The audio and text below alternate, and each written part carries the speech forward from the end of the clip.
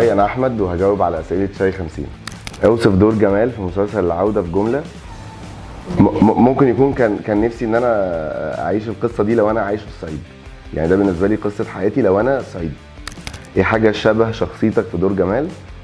حقاني. اكتر مشهد حبيته في مسلسل العوده؟ دايما المشاهد اللي هي ليها علاقه بالرومانس سين، يعني اللي بين جمال وآية. ازاي حضرت الدور جمال؟ اتفرجت على كل حاجه صعيدي في بلدنا، اتفرجت على الضوء الشارد، والله اتفرجت على كل حاجه، يعني اتفرجت على كل الممثلين اللي بيمثلوا صعيدي. دي اول مره ليا صعيدي. اتعلمت صعيدي ازاي؟ استاذ عبد النبي الهواري، ده اهم مصحح لهجه صعيدي في التاريخ. اكتر حاجه صعبه واجهتك؟ يمكن بس فكره ان انت بتتكلم صعيدي وبتدخل الفيلينجز وبتدخل الايموشنز، بتبقى دي حاجه صعبه قوي. تحس ان انت معاك باك كبيره وبتطلع منها كل حاجه، عايز تزعق وبالصعيدي وبالرياكشنز وفيها مشاعر فالموضوع دايما ده بيبقى التوتال، يعني التوتال الحاجات كلها دي بتبقى صعبه. امتى كنت قلقانه ومتوتر خلال التصوير؟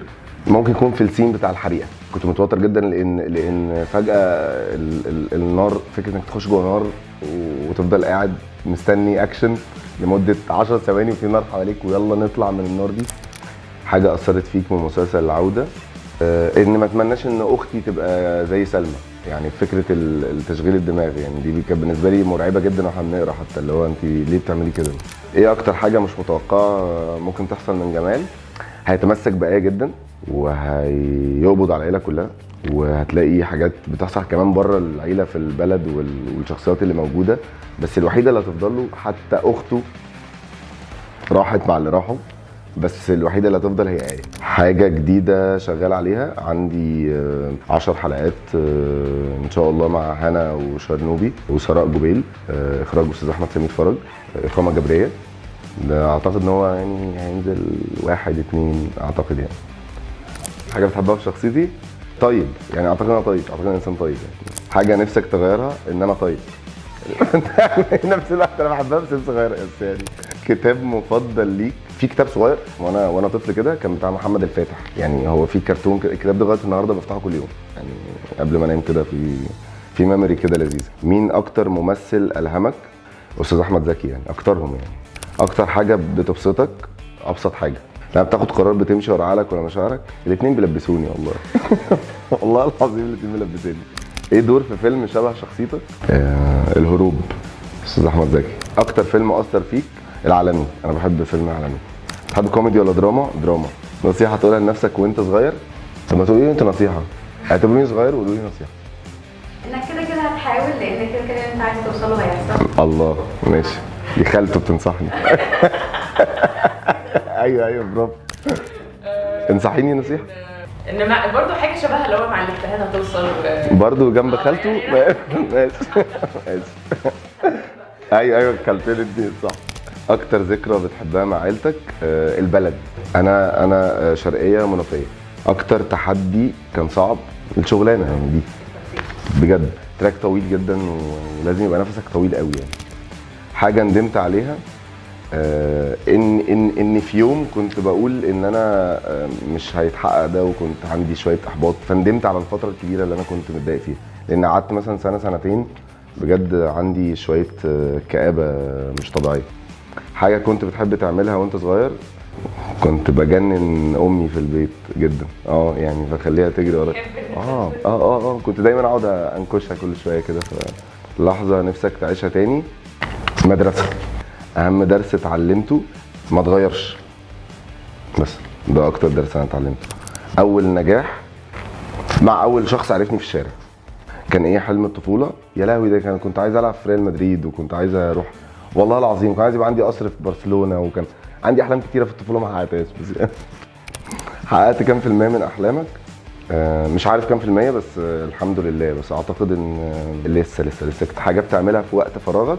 بتفرج على افلام، بقعد الفلف بعربيتي كتير قوي، بسمع اغاني كتير قوي مالهاش علاقه ببعض. انا عندي اسوأ بلاي ليست في الحياه، يعني فجاه تلاقي حاجه تيمبو، فجاه تلاقي صداع، فجاه تلاقي اصلا مزيكا صوفي، فجاه تلاقي حاجات والله بجد، يعني شغال لوحدي والله. هوايتك المفضله؟ يعني كوره مثلا، وهي اي حاجه ريليتد بالتمرين والجري والحاجات حاجات بتحب تجمعها؟ سكريبتس بتاعت المسلسلات. عندي دولاب بكل حاجه اشتغلتها من اول مشهد لغايه دلوقتي. حاجه بتخاف منها؟ الموت. اكتر حاجه بتشجعك؟ امي طبعا. اكتر نوع فن بتحبه؟ افلام الاسباني. رياضتك المفضله؟ كوره.